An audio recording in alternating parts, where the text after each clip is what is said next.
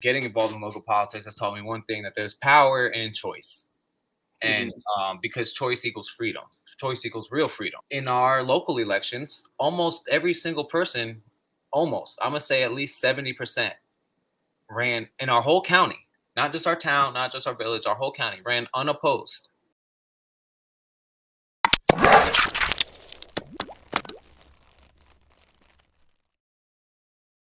Hey, welcome to RCAM. I'm your host, Ryan, and thank you for tuning in today. So today we have a special guest. His name is Tyler Hutchens. He recently ran for sheriff in Sullivan County. And Tyler, why don't you introduce my audience to you? All right, what's going on, guys? As Ryan said, my name is Tyler Hutchens. I live in Sullivan County, New York. I'm running and recently ran for Sullivan County Sheriff, and I'm just out here to make our community better. Well, that's awesome, man. So that is quite the adventure, as I'm sure getting involved in politics, even on a local level, definitely has some rewards and some challenges. But I'm curious, what motivated you to run for sheriff? I mean, I think a lot of the issues that we have in our current political system and our current communities, mainly our smaller communities, our counties, our smaller state areas. I think a lot of those issues can be either heavily addressed or actually fixed through the sheriff's position and the power and abilities that they have. So how exactly do you think like the sheriff's position would be able to make a difference in some of these issues? Well, I think the main problem we have in America right now is the relationship between not only law enforcement and civilians, but the overall government and the people that it governs. So you have to start at the core of the problem. The core of the problem is the law enforcement aspect of our society. So if you take control at the head there, you can really control the rest of the attached factors that may come with poor law enforcement, poor leadership. Yeah, and I think you're seeing right now a lot of tension between law enforcement and your average everyday citizen. So what are some things that you think you could personally do that would maybe could maybe impact that relationship? Well, the first thing I would want to do is increase training on our local police, increase their pay, and possibly, depending on the desire and the need, get more police. A lot of people say that I'm not a cop myself, so they question my ability to take the sheriff's position. But at the end of the day, it's not about getting another cop. It's about getting a leader. We need leaders. We have enough cops. If we need more cops, easily, like I said, we could hire more. We could get more deputies. Your local police can hire more. I know the New York State Police just opened up hiring the process there. So we will have more cops. What we need is leadership. What we need is proper training. What we need is job stability for these cops so that they want to stay and want to do their job well. So we need increased pay. We need incentives for good behavior. Yeah. We need to make these jobs worth it and worth it for them to do good and right. Yeah, no, I totally agree. You said something about increased police presence. I actually think there are some people that say like cops are like they just believe that they're bad or they're looking to cause people trouble. And honestly, my experience with some of the police in specifically Sullivan County has been really encouraging. Honestly, really good guys that have a real heart to serve their community. I'm gonna share one incident that I had. Well, I had one negative encounter, but I'm not going to talk about that here.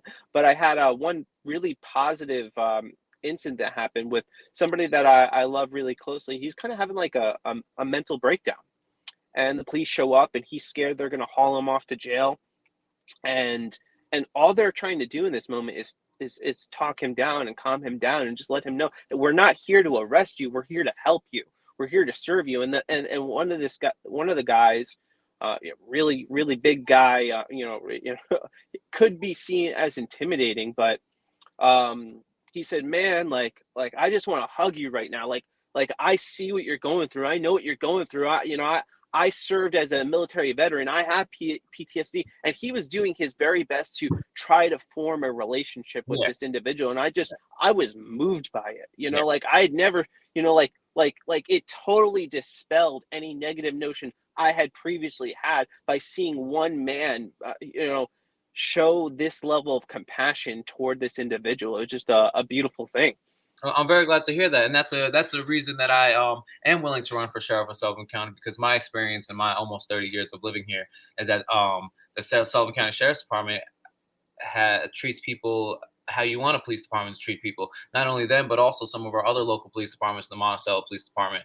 I've heard good things about the Liberty Police Department for the most part. So you really want to take advantage of that. Where you get to go into the opposite direction of that is not paying cops enough, is not treating them well enough. So that way they deter from doing their job well. They leave. So you get the good cops who do work that hard and care about you. At the end of the day, they care about you just as much as they care about their family. So if they're unable to feed their family the correct way because they're not getting paid enough for the job they're doing, you're going to lose them to another police department. So that's what we need to do. We need to be able to retain cops like that. We need to be able to keep the positivity in our community relations between the police and law enforcement and our citizens. And we need to attack that head on, because as of right now, we are losing good cops to other departments because of better pay, better treatment, better opportunity, more longevity, more stability.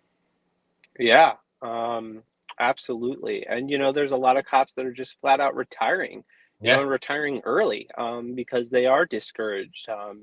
And it's a really unfortunate situation. But I was listening to a podcast earlier, and I don't have the exact article this person was referencing, but they were saying that increased police presence actually reduces crime in a community, which that seems pretty logical to me. What do you think of that? Oh no, I'm so glad you brought that up, because I read the same exact article, but unfortunately I don't have it referenced as well. I forgot the exact percentages, but I think it was at least 30 to 25 to 33% decrease, which is that's huge. That's a large increase. It's more than a quarter. That's about a 30% decrease due to less stress, more help, also more accountability. You have more officers watching what you're doing when if there's an incident, it's not just you and your partner. It's not just you by yourself. You're having another two cars show up. So you have more eyes on you. It changes a lot, and that's what we need. That's what we need in this community, because a lot of people, like you said, they're retiring.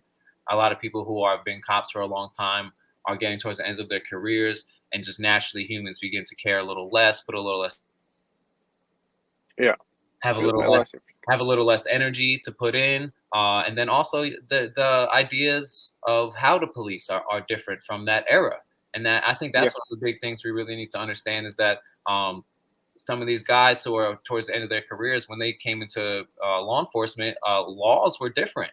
Laws were very different. You got guys who are trained for decades, that the smell of marijuana, like, you're throwing people in jail for that, and the laws have changed now, so people really have to treat marijuana very differently here.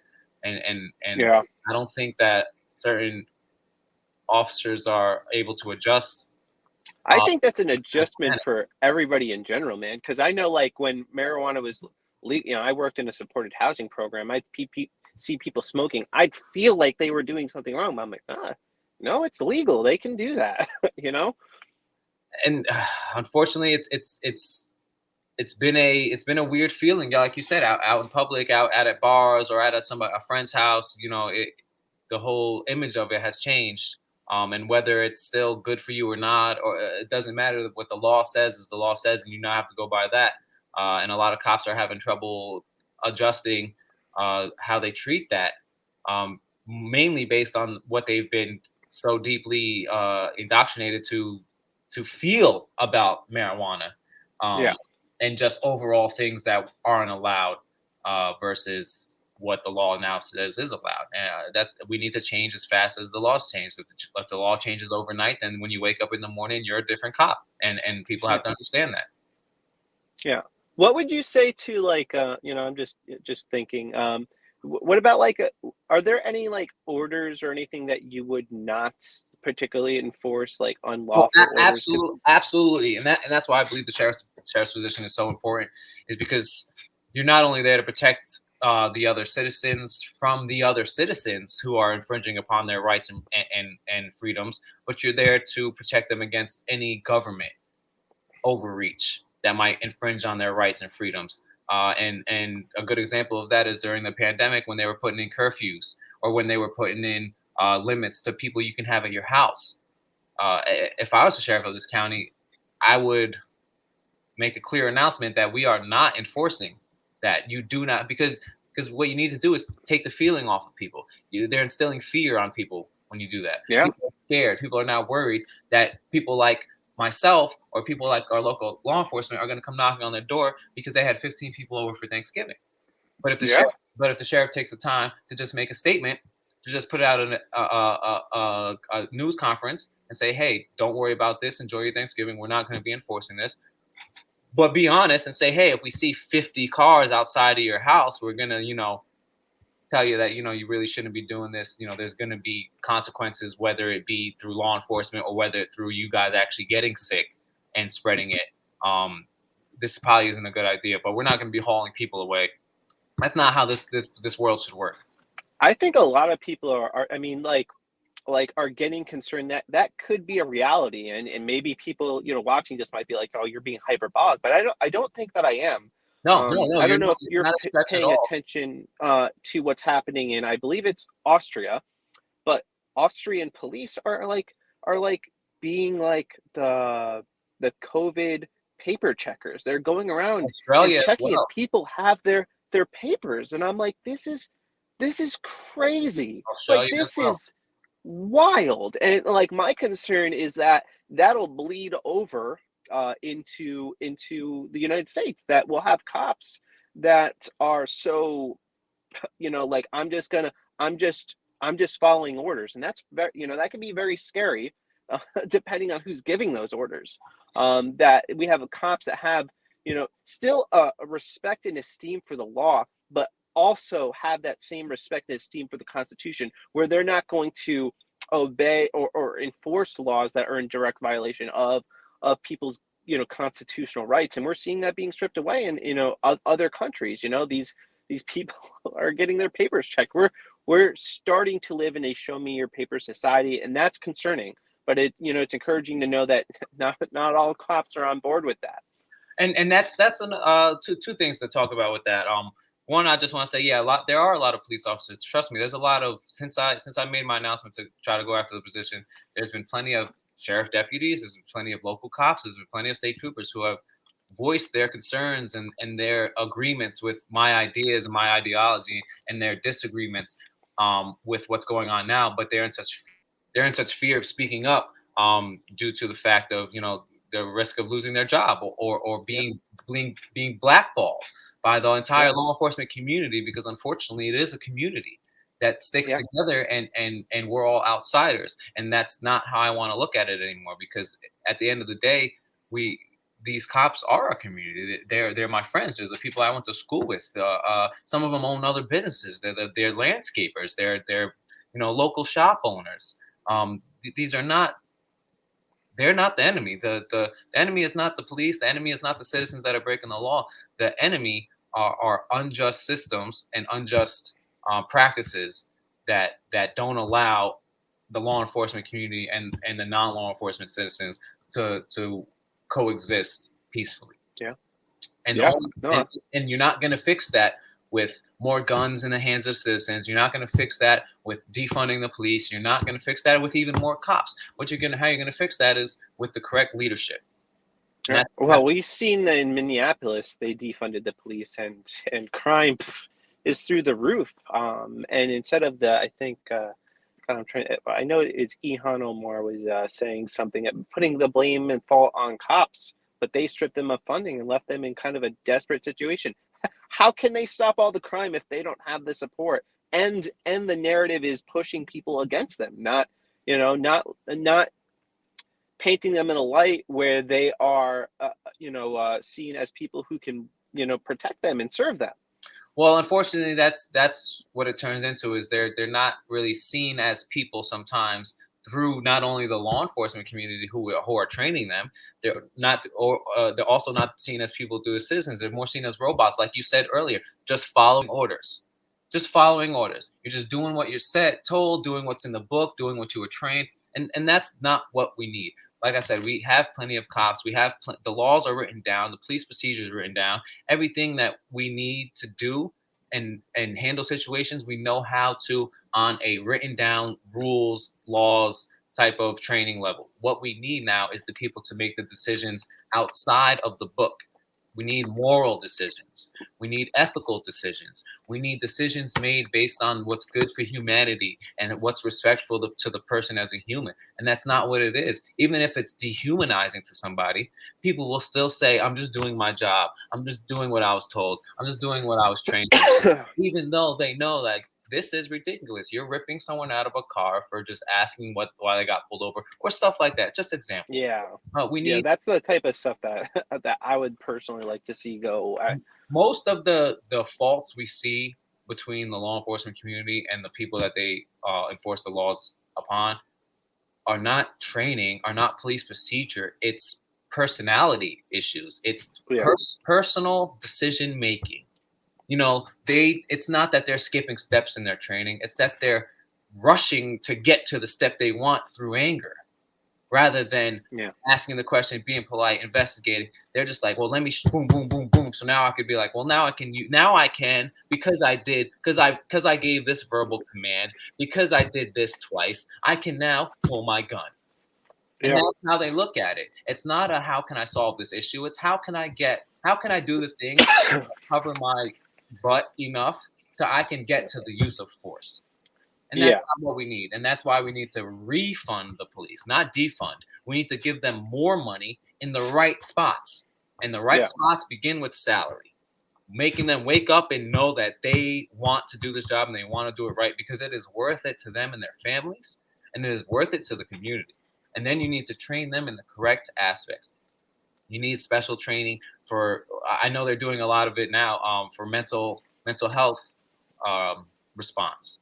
You know, we need, whether it be special training to just handle it, and then a crisis line or specialists, you know, some sort of social workers to be able to be on call for when police show up and it's a mental health crisis. They are trained to handle it, and then also have somebody to contact to come handle it professionally, you know, while they, you know, when they're done. That's it. Yeah. There's a Because lot there are of some issues, honestly, like the issue I was describing, it would have been, you know, like I think one that officer that was there, you know, because there were a couple ones, but one distinctly, he did a phenomenal job. I don't think he could have done anything better, but it would also be cool if he also had resources or tools to call, you know, someone to come say, hey, you know, mobile mental health, come out here. This kid really needs you guys. Guess what got that officer to do that? No sort of officer training. It was all his personal moral ethics. It was him. It was him as a human, what he thought was important, how he felt about you, how he felt about that person, how he felt about just what should be done in that position, not from a cop. He wasn't thinking, what should a cop do? He was thinking, what should a human do to help this human? But I'm a cop who is a cop, who has those resources. And that's how it should be looked at. Not how should a cop respond to this crisis. How should a human respond who has the abilities and access and resources of an officer? And that's what we need. You're just a human responding to something, but you have the resources of an officer. Yeah, I totally agree. So I want to go back to your campaign a little bit. So you know, campaign. You know, you're running for office. I mean, that is a big deal.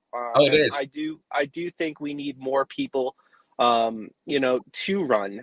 You know, recently there was this gubernatorial race in Virginia that really was kind of came down to local politics.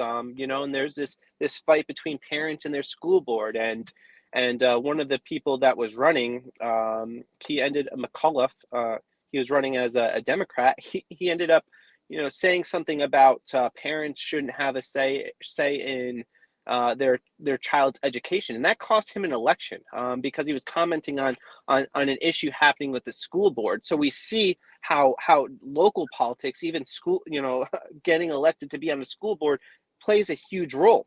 So I want to know, I guess, what you've learned from getting involved in local politics, and how you think that could you know, make a difference. Well, not only the example you just said, but getting involved in local politics has taught me one thing, that there's power in choice. And because choice equals freedom, choice equals real freedom. in our local elections, almost every single person, I'm gonna say at least 70% ran in our whole county, not just our town, not just our village, our whole county ran unopposed. Unopposed. The Wow. only the only positions that were really had challengers were councilmen. There was usually about 2 challengers for each councilman, and we're only talking maybe half the towns.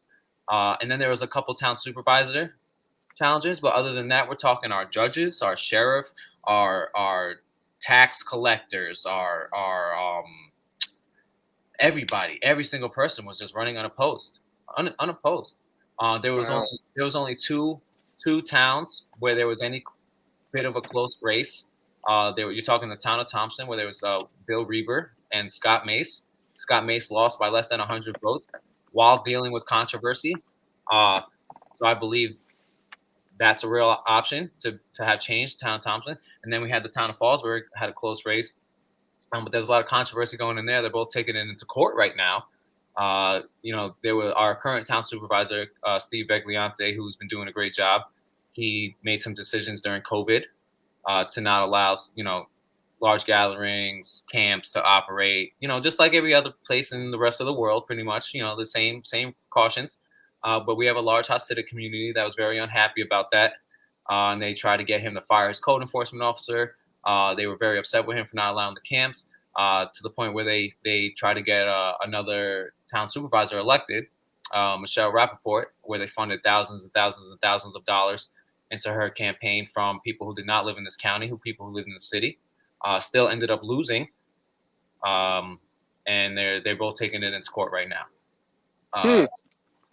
But that's just an example of our local politics and how, not to disrespect anybody, but essentially we're dealing with people who act like children. Our county legislation, our county legislators are suing each other. Our town supervisors are taking each other to court. We have town councilmen running against their own town supervisors because they don't get along. We have our DA going back and forth with our legislating office. We have our current legislator's office being accused of, calling women derogatory terms and liberty. There's a lot of immaturity. Sounds messy, man. That's politics. It's disgusting. I'm not going to mention any names, but me and my fiance were actually out to dinner the other night at a local restaurant. And one of the legislators came in who's having to deal with a lot of controversy. And the first thing he does when he sits down is talk trash about the other legislator that, I don't think he recognized me or knew who I was really. Like I said, I'm not too big of a name around here, but I do look everybody up. I know what everybody looks like. I know where everybody's name is, and I know where everybody's position is. He came in and started talking junk about another legislator. And then I heard him calling the woman that he's accused of calling a derogatory term, calling her a derogatory term, out to dinner, out with his wife. So this is the people who run our county. Yet they have the nerve to say things about me and whether I'm experienced enough for this, whether I'm old enough for this, things like that. But look who the experienced and elder people are now and what they're doing. Yeah, they're not leading by example for sure. They're really horrible. I got another question. So is there anything that I guess surprised you getting into, running for a local office? Anything that just caught you off guard? I know when I worked for a church for a period of time, and I had no idea how political churches were until I started to work for one. I was like, dang, like this is crazy. and some of the behind the scenes stuff just kind of opened my eyes. And I'm just curious, about your experience. I'll tell you in a sec, with just relation to what you just said, the biggest lie that we were ever told is the separation of church and state.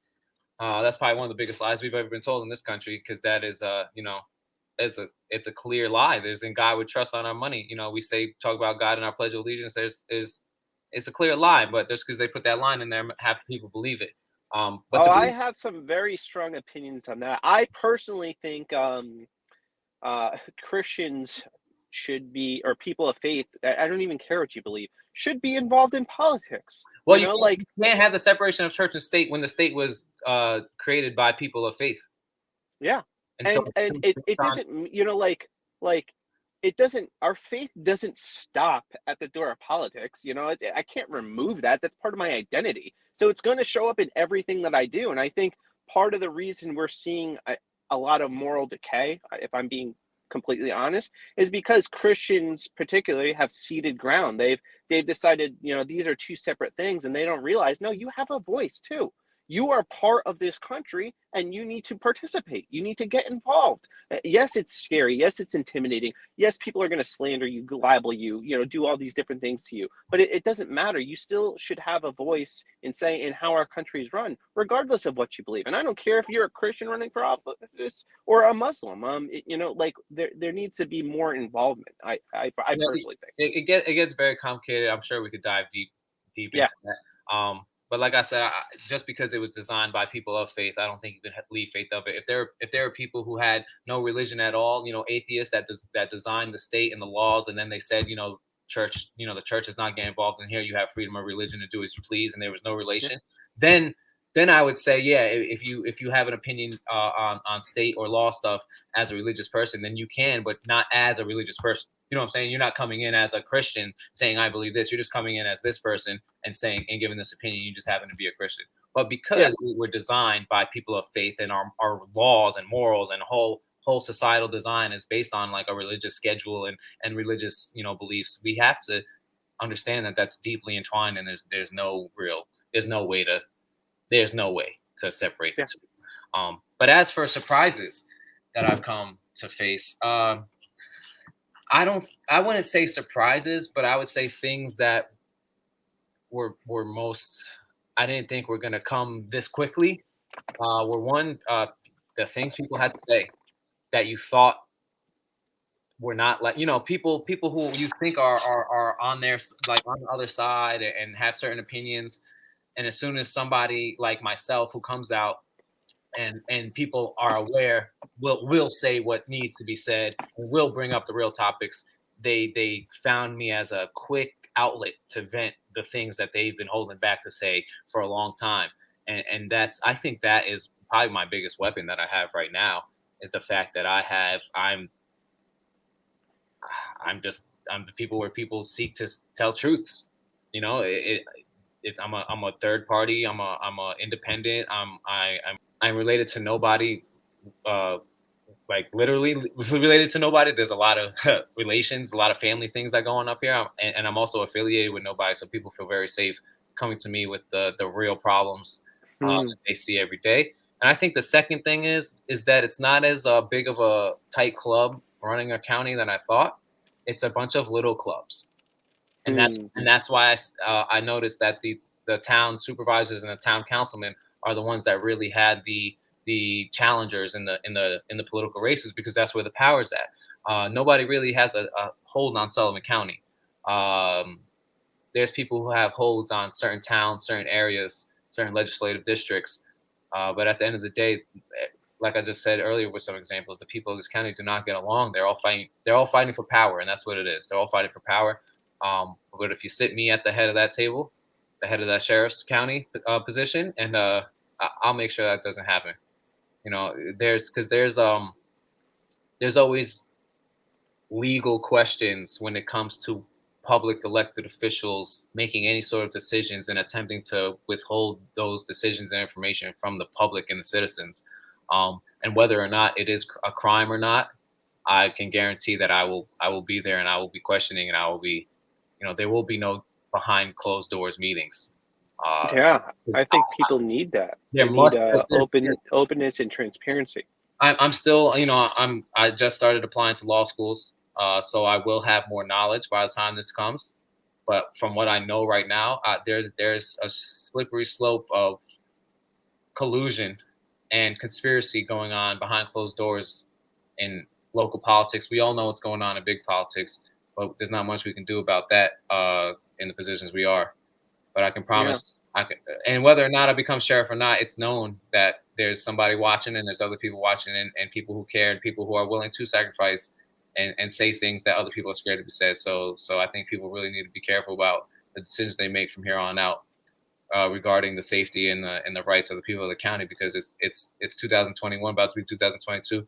We're not in the 90s and the 80s where a lot of these people got into politics, where you could just close the door and nobody knows what goes on behind. We got reporters, we got social media. At the end of the day, we got whistleblowers, we got everything. You can't hide this information. Information spreads like that. Or in that, we're taught about a lot of different ages during our time. The Industrial Revolution. I think we're in the age of information, and that's what I call it, because it's changed our whole society. It's made colleges obsolete almost. Besides a couple majors, it's made privacy almost a non-factor unless you literally have to try. You have to really keep your privacy no more. There's no really just like implied privacy. It's a different world, and we need to adjust quicker, because it's not going to wait for the right person to be in the position in 10 years. We need it now, or things are going to start to get bad. We already have a couple bad things going on with our local law enforcement. There's been a couple bad stories of people not acting appropriately and losing their jobs and overstepping their powers. And there's even a notion of how they announce that. An officer recently got in trouble for tasing a guy in a scooter out of his moving vehicle. A guy that wasn't being arrested, wasn't being chased, nothing. Just he tased him. You know what the headline said? Ex-police officer accused of. No. When he did it, he was an officer. Don't let the headline make you think that this guy did it while not being a cop. He was in full uniform in a police car when it happened. He's an ex-cop now. But the headline to read, ex-officer does this. No. Officer does this, loses job. Yeah. That's what it should be. In a way, too, you're not just, fighting or I guess running against other politicians. You're running against whatever people in media are backing them, and they like to spin the stories, man. I've learned a lot about. I've already had one of the biggest reporters in Sullivan County. I talked to him. He was more than excited. When I told him I was running, he was very excited that somebody was challenging. He was very interested in who I was, and he wanted to do a big story on me. This and that, third. And then he quickly just went MIA, and I contacted him once, and he wanted to know, who's funding me? Who's this? Who's that? Because he's not interested in me. He's not interested in that there's an individual actually trying to change things. He thinks there's something going on behind closed doors. He wants to know who's pushing me to do this, make change. And that's not what it is. And because of that, he doesn't want to interview me. He doesn't want to give me any time of the day. But when he thought I was somebody who was probably being pushed by somebody else, and when he kept finding out, like, yo, I don't have any campaign finances to tell you about. It's all coming out of my pocket right now. I don't have any endorsements to tell you right now, because I'm not asking for any endorsements. I'm letting you know that everything that I say, everything that I do comes from my ideas, my morals. And that's what needs to be decided is who's making these decisions. Is it me? Or is it people funding me and people endorsing me? And that's not what I want. I don't want those questions. I want it to be known that when I make a decision, I can't turn and say, well, the police union wanted me to do this, and the town of Fallsburg wanted me to do this. It's like, no, I thought this was the right decision. I'm in this position, and that's right, and I take full responsibility and liability for anything that happens negatively from this decision. It's really encouraging, man. Honestly, I do believe like just running for local politics can make a huge difference. Even just one lowly sheriff can make a huge difference. And encourage or inspire courage, and I think more people like you running independently and independent people like me, because I'm kind of media, I think is a way to kind of challenge the stranglehold kind of media has and career politicians have, because now it's like, no, the game's not just yours anymore. We're coming in, we're not going to stand for it. We want to stand for what is true, what is right, and we're going to be in your way. and we don't have a problem with that. and that's one of the things that I could really get out of this, is whether or not I ever get into the position or not, it's going to be known for the next election that if you don't do the things that the community wants you to do, that there is somebody else who will get that position. So even if I don't win the next election, that person knows that the bar is set so high now that you're not just a shoo-in for the next 20 years like it has been in our politics. You're not just going to run unopposed for decades like people have. you're going to have to do your job. You're going to have to do it to the max ability, or someone else is going to come in and do it. I already have people wanting to run for town council, town supervisors, for town, county coroner. I already inspired at least 3 or 4 of my friends to want to run for office. Dude, that's awesome. That's what it's about, man. It's like a grassroots thing too. Like that's encouraging. So as we wrap things up, what are some, I guess, just final thoughts you have that you want to leave the audience with? I mean, if anything, people really need to think about what for myself, for what the sheriff's position is. It's responsible for a lot of things. It's really an administrative position. It runs the jail, runs this. But at the end of the day, he's the main person that can protect you. Think about this, Ryan. You and your lovely wife, you guys go out to dinner, right? You go to a restaurant that's kind of known for people to drink at a lot. You don't drink, it doesn't matter, right? You're driving home, get pulled over. Officer knows you can't, officer pulls you over for, maybe you didn't stop long enough, blinker, whatever. He asks you where you come from. You say you come from this restaurant. He asks you if you were drinking. You might stutter once, right? People stutter. He asks you if you were drinking. You say no, and he doesn't think you're telling the truth.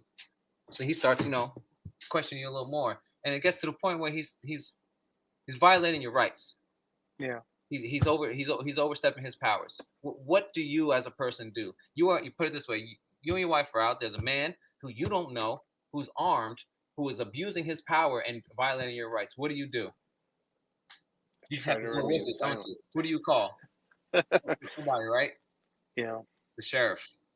Yeah. And that's what I'm running on, is that you call the sheriffs, because the sheriff is there to protect you, not only for a random guy to run up to your car and try to steal it, but for the government, people with powers that may abuse those powers. We're there to protect you from them as well.